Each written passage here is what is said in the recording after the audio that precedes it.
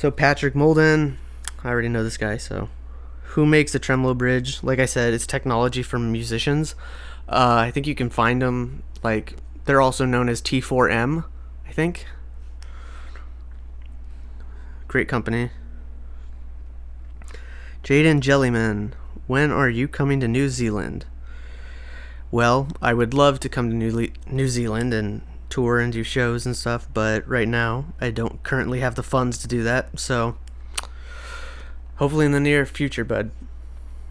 Nathan Clyburn, why didn't you go for 30 frets?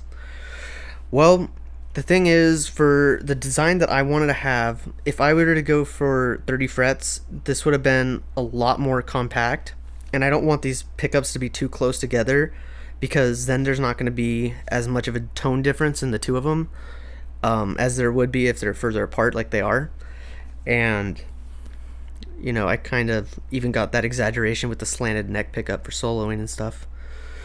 30 frets would be cool too, but I'm kind of afraid that after about 28, I don't even think I could use 29 or 30. I might be able to if I grew out my nail and tap with my nail on those ones, but those are going to be pretty damn small frets. So, I know there's guys out there that could do it, but I don't know if I could or not. It'd be interesting to try though, huh? Jose Mario Martinez. What was going on in your head when trying to figure out how the final product should look like?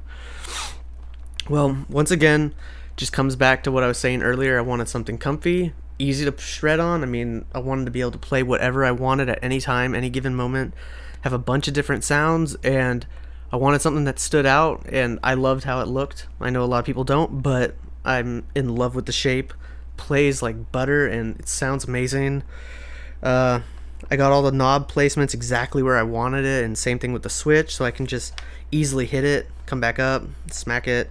It's very easy for quick access and stuff.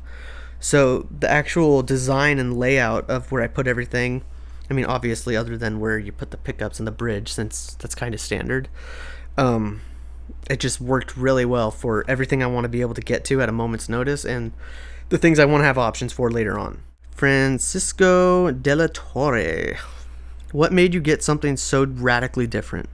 I don't just mean the shape, I mean literally half of mahogany and flamed maple wings. Something not really seen before. So, once again, I wanted something punchy and really clear for the low ends. Since I use a downtuned 7, it's a pretty low note. So I needed that clarity, and I needed something really clean and just really powerful, that would really cut. But I wanted that really round high end for when I went into solos, or whenever I wanted that really dark sound, it would still be there if I needed it. And it just gives you a good balance, I think. And it really, it brings out the clarity in the low end, so you don't have to worry about it being muddy. And then this rounds out the high end, so you don't need it to be shrill. You don't need to worry about it being shrill or too sharp. Why did you go with a headless guitar? Do they sound better or something? Only played one years ago before I could tell the difference between guitars. That was Benton Clark. So the reason I got headless is just because I really like the look of it. That was pretty aesthetic. I also noticed that a lot of the guitars that were headless had a bit more innovation in them, and those people seem to be pushing the boundary a little bit more, in my opinion. Just because they're not afraid to look different. They're not afraid to do stuff that is going to be a little bit against the grain, if you will. And doing a model as drastic as what I had in mind, I had about 3 or 4 builders, I think, only that were wanting to do it. That hit me up about it, really. But I didn't really think, like, if I were to go to Ibanez and suggest something like this, they wouldn't do that. They just wouldn't. It's too different. It's not anything that's been really done, or at least a lot of the aspects on it, especially in combination with each other.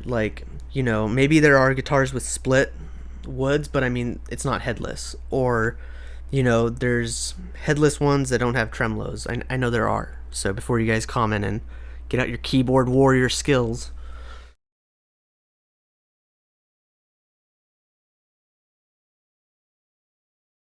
But yeah, so I like how it looks, and I actually bang the headstock of my guitar on a lot of shit on a daily basis. So this keeps my guitar nicer longer because I don't ever ding it up. That's the first thing that gets dinged up on mine.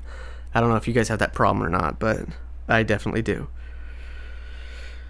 Rodney Miner, what's next for you? Any tricks currently up your sleeve? Already planning your next signature? Okay, that's a good question. What's next for me? Well, I'm currently working on a new album, actually several new albums. I have 3 new albums written that I'm recording one of them, and another one I started recording kinda, but I put it on the back burner because, I don't know, I like the other one more. And I have another instrumental album I'm making myself right now. You can kind of follow that if you want on my YouTube. That's going to be really cool. Any tricks currently up your sleeve? I don't really know what that means. If you mean like guitar techniques and stuff, other than doing the new harmonic sweep that I've been getting a lot of hits on, that's pretty featured in my next album. It's really cool. I'm sure you guys heard it on my last release, which was Domino, which is a song off of the new album. So, and there were a lot of those harmonic sweeps with very crazy pattern variations and not just barrings and stuff. And I'm not really planning my next signature because seriously, right now, this thing has everything I want.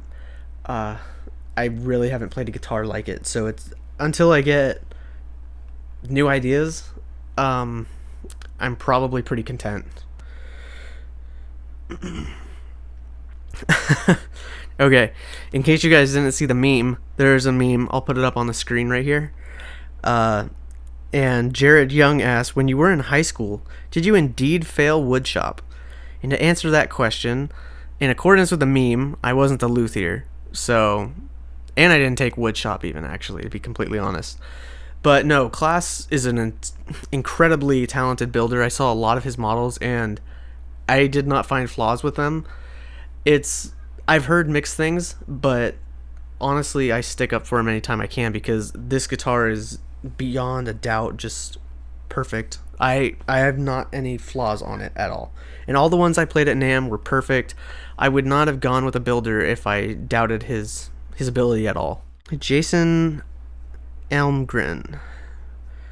It looks beautiful. What led you to such a radically different design? I also dig the fan frets with the Floyd.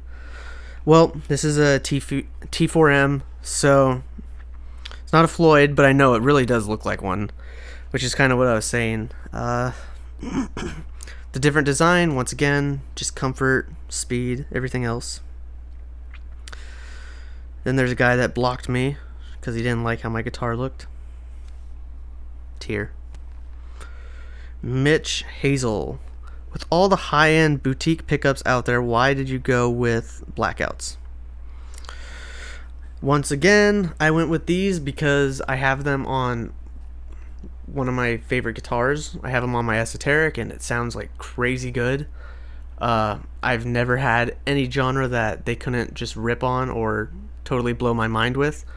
So I had no need to look for something else yet. I can always change the pickups if I want to, it's not hard. But these ones are doing very well. Georgi Matviv. Why did you choose these connections of wood for the guitar, the neck, body, etc.? And will there be ones with paint jobs? Yes, I'm hoping we can get them. We can get up a production or something with some paint jobs and customizable features and things.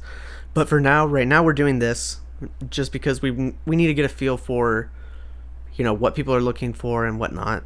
A lot of these things are going to go down to Klaas, though. You're going to have to talk to him. I'm not the builder. I don't really have a say in that too much.